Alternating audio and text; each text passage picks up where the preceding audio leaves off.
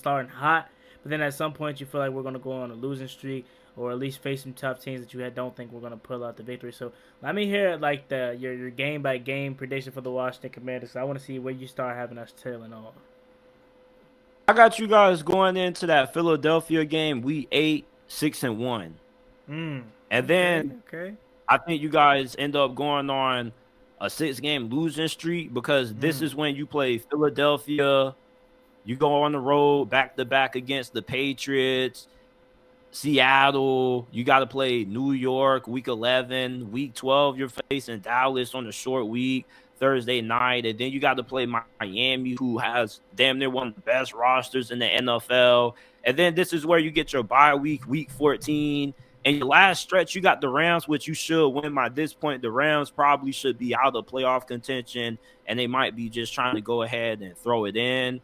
Then your last 3 games are your biggest test. You got the Jets, then you got the 49ers, Cowboys. Now, I feel like you guys can beat the 49ers and Cowboys. I think you'll probably lose to the Jets. I think you'll probably go 3-1 this last stretch. But really, the season for y'all really starts getting tough week 8.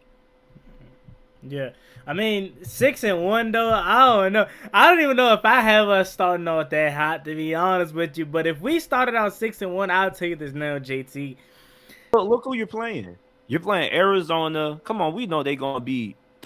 Yeah. And then you got to play Russell Wilson in Denver. Now, this game could go either way, but I think with Denver, it may take some time.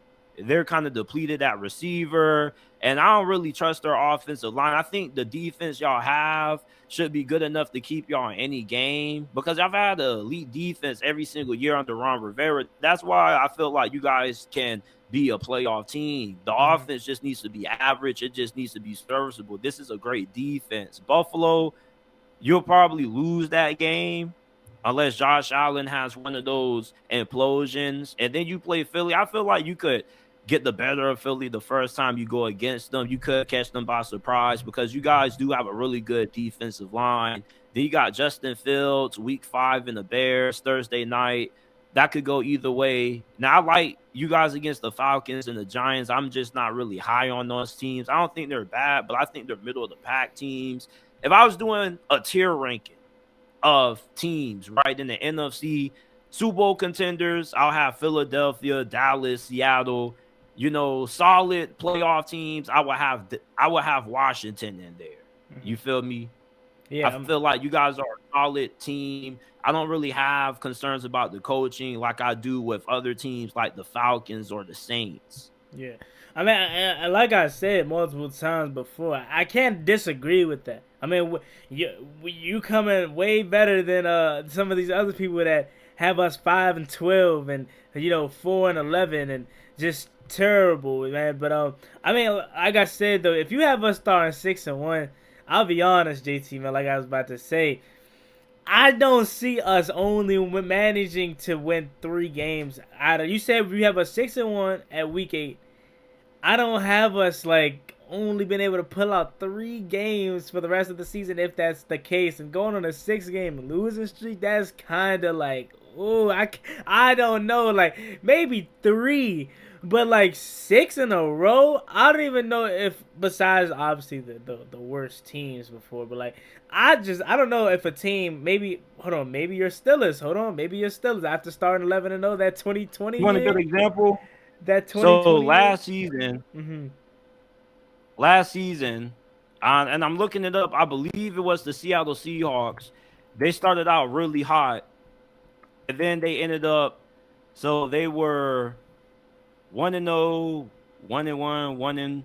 So it's like at one point they had one of the best records in the NFL. 1, 2, 3, 4, 5, 6. So they was basically like 8-3 going into their bye week again after they lost to Tampa in London. And then after that, they went a little ice cold. Now they didn't win, they didn't lose 6 straight, but they did lose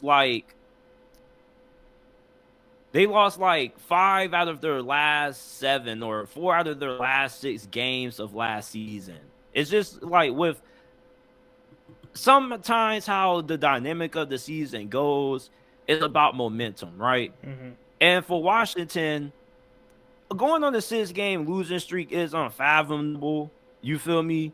But this is where you're facing like some of your toughest opponents. You probably could beat New England on the road in Foxborough, but these are some pretty good teams. This is playoff time. And I do think it's not about how you start, it's about how you finish. And I do have you guys like finishing off winning 3 out of your last 4. It's just like sometimes throughout the season, certain teams will hit rough patches. And I think with Washington, they're a team that, with you having a young quarterback and going against, some really great defenses on the road, like Seattle's defense could be really good.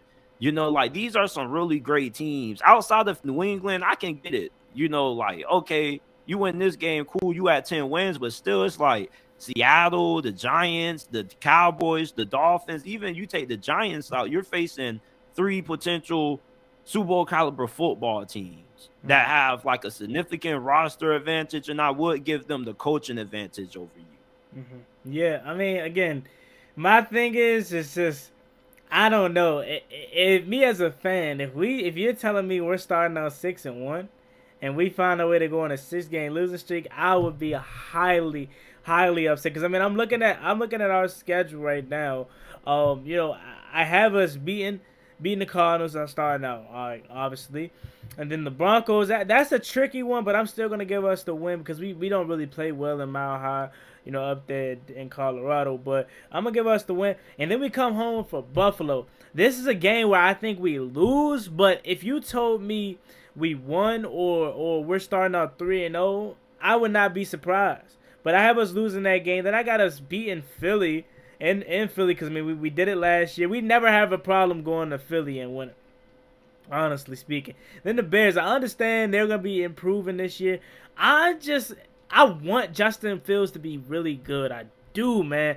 But I just haven't seen him progress as a passer. As we know, he is this dog with his legs. But as a passer, I just haven't seen him improve. So I got us beating the Bears on Thursday Night Football. I got us beating the Falcons. Unless Taylor Heinicke plays, which I have a gut feeling he is going to be starting this game. He's going to want his revenge. But I have if Taylor Heinicke is not playing, Desmond Ridder, again, I have no problem with Desmond Ridder. I don't think he's going to be trash. I'm just not that big on it. Like, I think he'll be cool. He'll be a nice franchise solid quarterback for the Falcons. But this explosion, I don't see it like a lot of other people do. I got us winning that game, and then I got us beating the Giants. I got us losing to the Eagles at home. Then I got us losing to the Patriots. So that's a 2-game losing streak. Another team that we don't struggle going to Seattle. We go to Seattle and we can win. I know it's a tough place to play, but this is tough, man, because I can see us losing this, don't get me wrong. But I think I'm going to give us the win there, too. And then I got us winning also against the Giants because we're due for a sweep. I think this is the year we sweep the Giants. Last year, I don't know if you can remember last year, but last year should have been the year we swept them. But the first game, we had some mistakes. Went into overtime. All we had to do was kick a field goal. We didn't do that. We lost that game. And then we came home, or we tied that game, and then we came home and laid the egg on Sunday Night Football. So I'm tired of Daniel Jones just beating us, okay? I think if we're going to get Daniel Jones 1 year and we're going to sweep them 1 year, it has to be this year. So I'm going to make my bold prediction and say that's it. We sweep them this year. And then I got us beating Dallas on Thanksgiving. I do. And then I think I have us losing to Miami. And then I think I got us beating the Rams. This Jets game is tricky. I feel like we kind of own Aaron Rodgers, But now this with the Jets, that could change. So I could see us losing that game. And then I got us losing to the 49ers. And then this January 7th game versus Dallas could potentially be for a wild card spot. Because I think Dallas, on one spectrum, they could be really good this year. But also, if you told me Dallas finished to get season 8-9, 7-10, I would not be surprised. So I think I got I can't let you say that. Why? I can't let you say that about Dallas. So if we looking up January 7th, and you look back at the schedule or at the standings, and Dallas is 8-9, you would be surprised. Yeah, because you see Dallas. I get where that comes from, but they got Dan Quinn. That defense is way too good. And I mean, they just have so talented of a team. And plus, like, Mike McCarthy has won like multiple double digit. He's had multiple double digit winning seasons the last couple of years. So it's like, it's not like he's a crappy coach. The problem with Mike McCarthy is like, he can't get it done in the playoffs. He can get you to the playoffs. Like Dallas, their team right now, as far as them like missing it and not making it to the playoffs, they would need like a massive, colossal failure.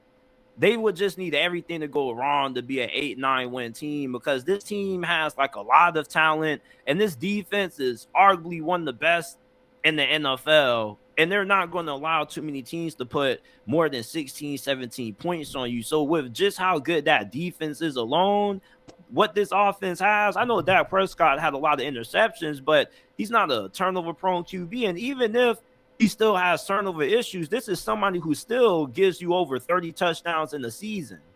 And with the addition of Brandon Cooks and how much talent they have on that offensive line, I mean, like, their team kind of is too talented for them to win anything less than like nine games. My thing is with Dallas is Dak Prescott has kind of regressed, and I don't know if what you classify as a turnover machine.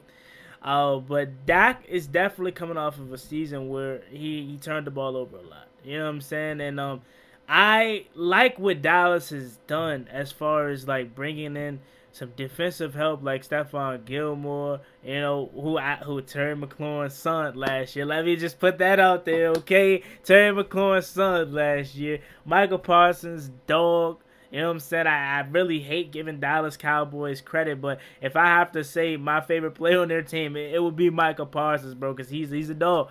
My thing is just the offense, though. You know, I know the defense is good. I know what they can do. I know what Dan Quinn has meant to that defense, because before Dan Quinn has got there, their defense was terrible, right? So I don't worry about their defense. My thing is the offense. No more Kellen Moore. You know, obviously CeeDee Lamb is really good. But Brandon Cooks is a guaranteed 1,000 yards. I get that.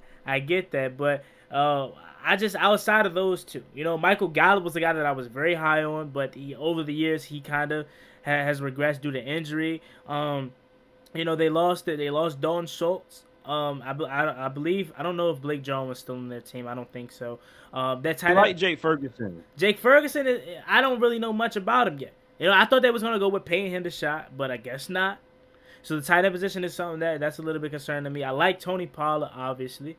I really love Deuce Vaughn, bro. I think Deuce Vaughn is going to be really good, and he is going to he's going to kind of have this resurgence to the short backs, because that's a kind of a position not only taking a hit as a whole, running back market as a whole, but shorter backs are really, you know, being slept on.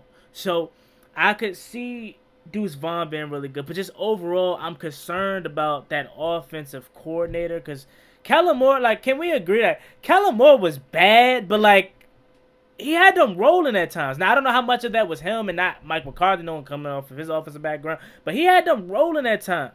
You know what I'm saying? But so I don't know what this new offensive coordinator is going to do for Dallas, and again, that's my biggest concern. And if we came back to that and they missed the playoffs, I would not be surprised, you know, and I would look directly at Dak Prescott and that new offensive coordinator, because that's really my biggest concern. And you know, they relied heavily on their tight end position too. And again, that they like the Ferguson kid, but I don't know, we don't know much about it yet.